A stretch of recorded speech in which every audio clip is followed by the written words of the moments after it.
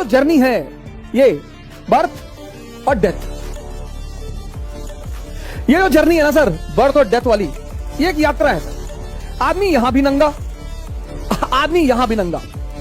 जब दोनों जगह नंगा है तो अब इसको जीने के दो तरीके हैं। एक रो रो के जियो, रोज रो रोज।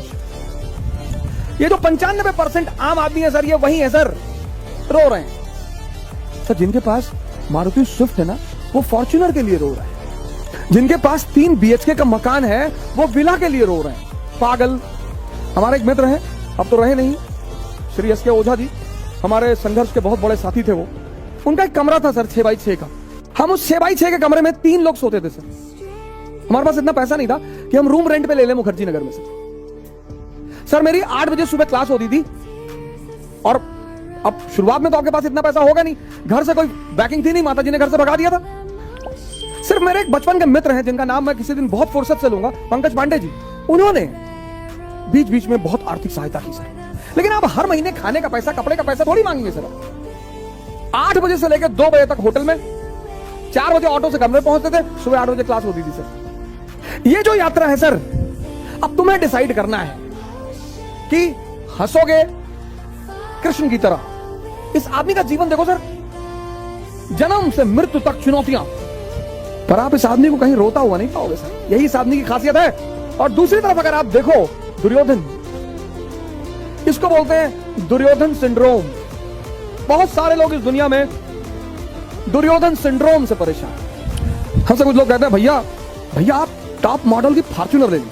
आए ले ले, क्यों ले ले, पेट्रोल भराने का पैसा दोगे? बहुत हमारे सिंपथाइजर हो तो खरीद के दे दो। नहीं, आपके ऊपर अच्छा नहीं लगता। अबे हम 20 इंच की साइकिल पे चलने वाले आदमी, हम फातिमा स्कूल साइकिल से जाते थे सर। हमारे फादर तो पोस्ट मास्टर थे सर, 9,000 सैलरी थी उनकी।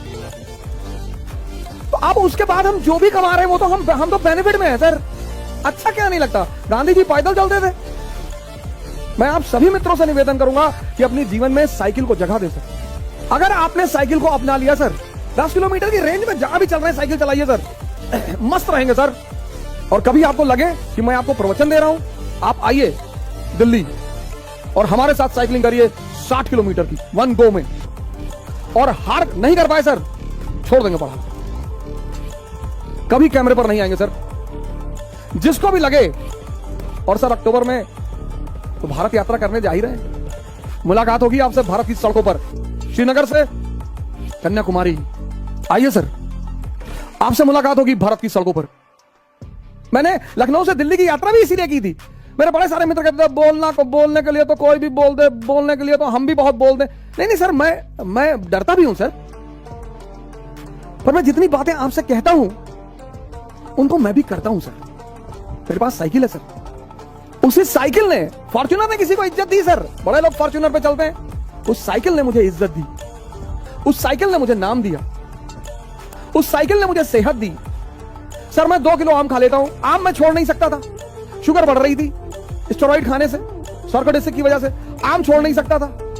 तो हमारे स्वामी जी हैं, उन्होंने कहा आम छोड़ने के लिए कौन कह रहा है? हमने कहा फिर बोले चला दे 50 किलोमीटर साइकिल। जब मजा ले रहे हो ना सर, तब मेहनत भी करो। और आनंद पता क्या सर? स्वस्थ शरीर। ये जबान इतनी बड़ी सर। दुर्योधन सिंड्रोम से परेशान मत रहो, शुक्रिया करो तुम्हारे पास जो भी है। 2007 में हमारे मित्र हैं पांडे जी, पंकज पांडे जी, उन्होंने दया खा के मुझे अपना स्कूटर दे दिया। उनके पास एक ब्रेवो स्कूटर था, तो हमसे कहा यार तुम जो है कोचिंग तक जाते हो ऑटो पकड़ के, हमको अच्छा नहीं लगता, तो ब्रेवो स्कूटर दे दिया उन्होंने। अपने समय से शर्म मत करो सर, अपने समय से डरो मत, लड़ते रहो हंस हंस कर। ये जो है अब आपको डिसाइड करना है। रोगे तो हर दिन तुम्हें एक बहाना मिलेगा रोने का, हर दिन। बस आदत डालनी है, चाहे रोने की डाल लो, चाहे हंसने की डाल लो। मैं एक पिक्चर मूवी देखा था, मुन्ना भाई MBBS है ना, वो डॉक्टर अस्थाना, बड़ी जबरदस्त। वो उस मूवी का वो मैसेज बड़ा जबरदस्त लगा। कहता मैं आपकी बेटी से शादी नहीं करना चाहता, मैं अब नहीं करूंगा आपकी बेटी से शादी। अब मुझे एक नई लड़की मिल गई। तो कहता कौन? कहता वो डॉक्टर सुमन। तो हंसने लगता, कहता मुझे पता था कि तू सुन के हंसेगा जरूर। Laughing therapy. कभी कभी मूवियां अरबों अरबों रुपए का मैसेज दे जाती है, हम गौर नहीं करते। समझदार लोग अर्थ के लिए लड़ते हैं, मूर्ख लोग बर्थ के लिए लड़ते हैं। ये हमारा स्कूटर है, ये हमारी जमीन, एक बिस्सा जमीन है, एक बिस्सा ये हमारी जमीन, ले जाओ एक बिस्सा। जिस दिन मौका लगेगा तुम्हारा पूरा घर ही कब्जा कर लेगा।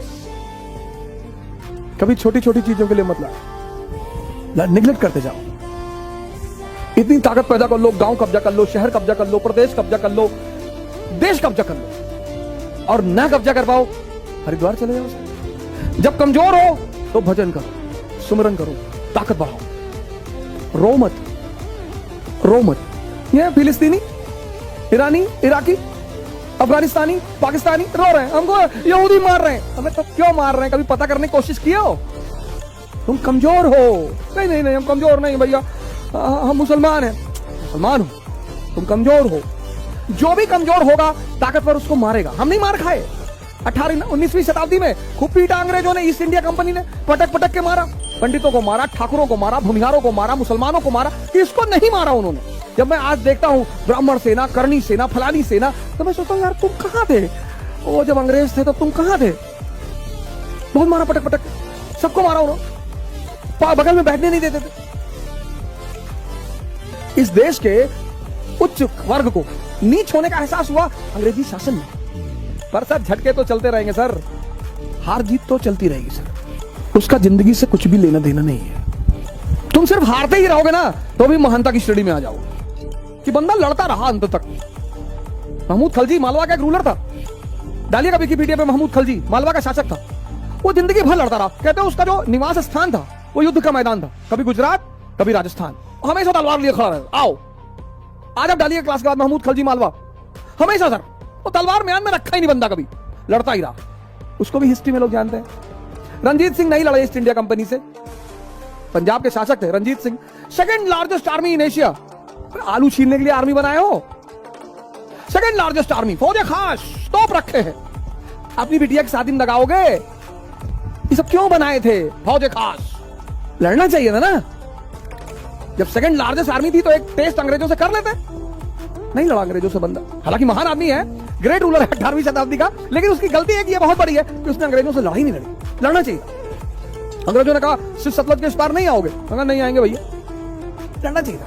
वही अंग्रेज, वही सेना उसकी जानी दुश्मन बन गई उसके मरने के बाद। जिंदगी में दो काम करो, एक युद्ध, एक प्रेम।